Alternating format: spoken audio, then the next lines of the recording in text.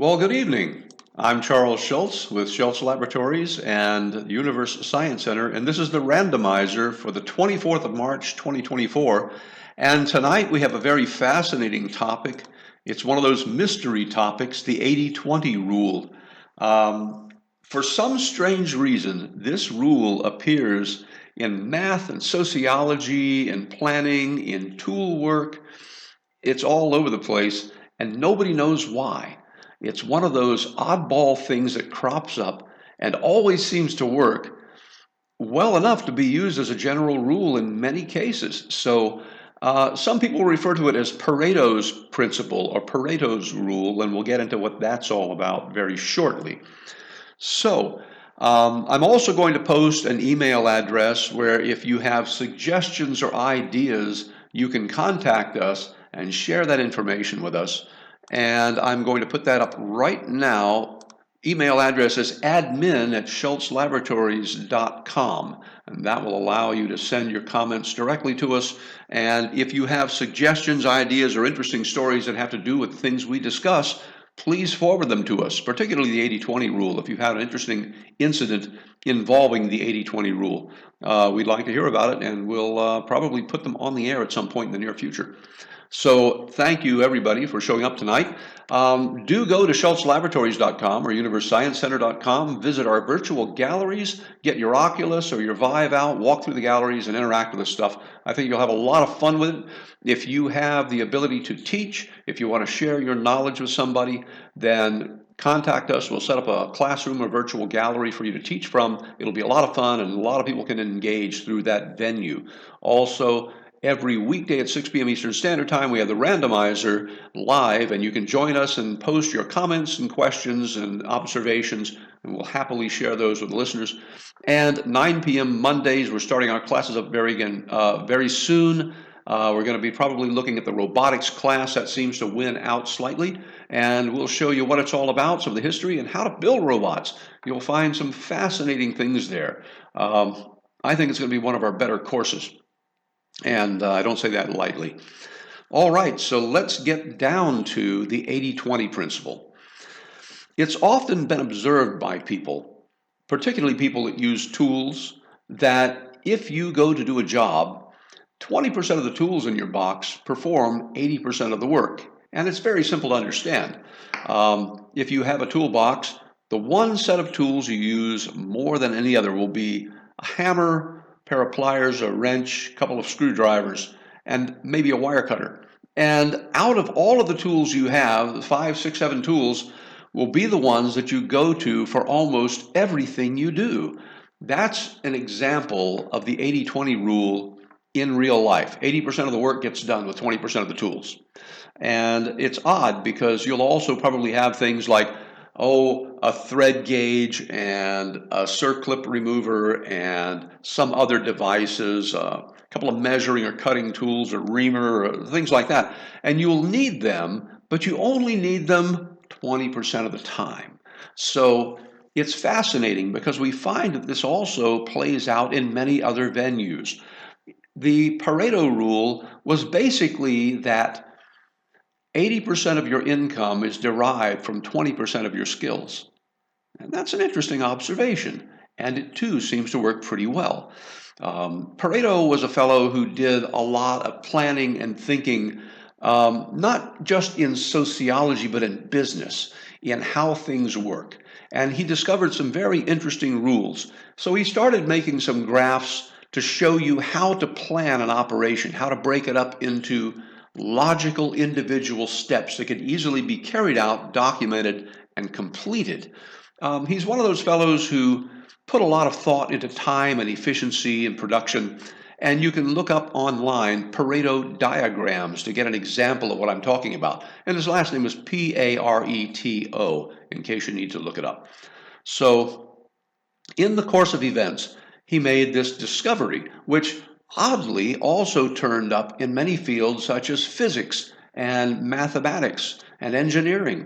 I find it in software all the time, and I'll give you a perfect example. Let's say you were writing a program that was intended to interpret people's instructions, kind of like what Siri does when you talk into the phone. So let's say there's a million possible statements that you want your program to be able to figure out.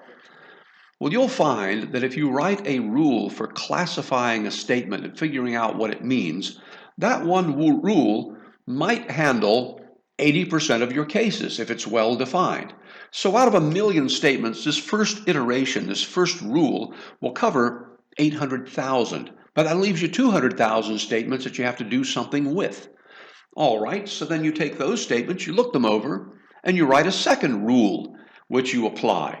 And of those 200,000 statements, it'll handle 80% of them. That knocks out an extra 160,000 statements and leaves you only 40,000 out of a million. That's pretty good for two operations, two rules. Well, let's look at that. 40,000 is still an awful lot.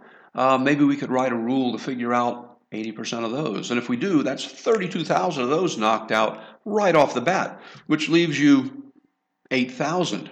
Now what this means is with 3 rules, you've winnowed down so that out of every 125 instructions or statements, you'll only have one that falls through. So now every time you add another step, another rule, you knock out 80% of the remainder roughly, and if we work out the numbers, by the time you've done 6 rules, you've knocked out all but 64 possible cases. So at this point, it may be valuable to simply write a table and say, well, this one means this one means this. So with basically 6 rules, you've knocked out so much of the problem, you've solved the problem effectively, and you only have a tiny handful of cases that will slip through the net, for which you may define a certain small set of rules to cope with those. So that's an application in practical terms in software for the 80-20 rule. Now, this isn't an exact science, this isn't mathematically correct, it's an estimation. But you get the principle, so that if you can have 2 or 3 operations that knock out 80% and another 80% of that, well, you've already knocked out almost all of the work that you have to do and have only a small percentage left over. So that's actually a pretty useful principle to know. For many construction jobs, as my wife Elizabeth observed, 20% of your work knocked out 80% of the task. For instance, simple things went with framing or laying out doors or pouring the slab. 80% of your work happens with very general, generic almost, operations and tools, and most of the job gets knocked out. All the rest, the details, use the fine tools, the fine skills. And that's kind of a fascinating observation. So much of what happens in our life, we end up having to do some certain things that grosser operations, simple operations, knock out most of it. And why is that? Well, see, this is the most fascinating thing. In all of the different fields that this has been applied, not one person has been able to explain why 80-20. Nobody knows. It's one of those strange things that shows up, and by George, it works, but we're really not sure what the roots of it are. And it may be simply how we perceive and model solutions. But the odd thing is, we also see that it works in organisms, so that evolution even incorporates elements of the 80-20 rule. For instance, most of the genes in an organism provide unknown functions. We don't even know what they are, and a lot of times we consider them junk DNA. A tiny fraction of the genes, in the case of human beings, between 10 and 20% of the genes specify who and what you are and everything about you. But once in a while, when environmental conditions become extreme or severe, and you need to solve a problem, the next generation of offspring will express one of these hidden or unknown genes and find a way to whip that problem. So we've got an extra huge set of tools in our genetic code that can actually be used in the same way to solve the problems of survival and reproducing. So it's an interesting observation. Nobody knows why it works. I would love to hear some theories on that. But the 80-20 rule has become one of the cornerstones of planning for sociologists and psychologists, for people in industry, for operations in business. 80% of your yield comes from 20% of your prospects or clients. And even look at predators in the field. Lions or whatever going after their prey only win a certain percentage of the time, but it provides the bulk of their food.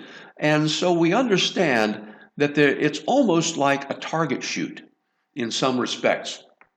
What isn't very clear is why the same percentage shows up in such a broad range of fields. So if we recognize what the principle is, obviously we're smart enough to try and take advantage of it. And by the time you've done 3 of those iterations, 80% plus 80% of the remainder, so 80% of 20% is 16%. 2 iterations get you to 96%. And then 3.2% is the next one. You're at 99.2% with 3 of your 80-20 operations. So in many cases, having a major plan, a backup plan, and a fall-through plan will get you through over 99% of what goes wrong in life. So think about it. A lot of our strategies that we plan follow this 3 or 4 step process to cover all of our contingencies. And it's because of the 80-20 rule. Again, it's not mathematically exact. It's an estimation, but it's one that works very well. So now, what have we found that we can apply to our lives? Well, it turns out that when designing bone replacement materials out of ceramic, originally the idea was to make this stuff in microgravity so you could fluff it up, dry it, and then fire it to make a material that bone could move into, grow into, and replace. So you could replace a worn joint with a material like bioglass that eventually the bone tissue would infiltrate and replace. Now that's a pretty cool strategy. But now that we have 3D printers, we can do this on the ground without having to do it in an orbital station. So that means we can make this stuff on the ground by using very precisely deposited ceramic material or the proper combination of material. And by the way, bioglass is a material that's biocompatible.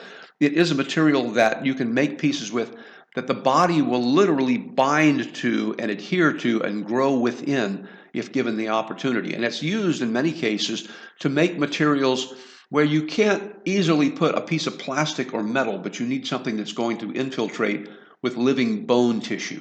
So these materials have been used in the past, but before that, they would use coral. Coral, calcium carbonate, sterilized, removed from an ocean organism and sterilized, could be used as the basic material to make replacement bone. Later, they added bioglass to the mix and it's better. But here's the thing about the 80-20 rule. You don't have all of the weight of bone when you do this. You have roughly 20% of it arranged in a way where there are very large, stable ribs, smaller ones in between, and even smaller ones in between that. And we end up with a material that's very fluffy and porous. But in application, it's strong enough to do the job without having incredible weight or mass involved. Over time, living tissue, cartilage, collagen, bone tissue can infiltrate it and grow. And by the way, one of the interesting things about bone tissue, it isn't a primary tissue. In development, in a fetus, muscle tissue grows first. But then there is a stage of development where a hormone triggers the muscle tissue to turn into bone tissue. And by the way, there's even an illness related to this where people who are injured become more and more infiltrated with bone until their body becomes rigid. This genetic malady was actually studied, and the trick of turning muscle into bone was discovered then and there. So many of the things that turn out to be an error or a genetic issue can actually teach us a lot about the functionings of our bodies and how they work. But back to the 80-20 rule. So we now know how to make lightweight materials for automotive and spacecraft applications by 3D printing the bone-like structure in the metal instead, making hollowed honeycomb structures, making structures with reducing amounts of material to blend into the body so that the joints where all the loading occurs has only 20% as much mass as you normally would have with a solid object. Even in bioprinting, the 80-20 rule shows up. 20% of the material can do 80% of the load factoring.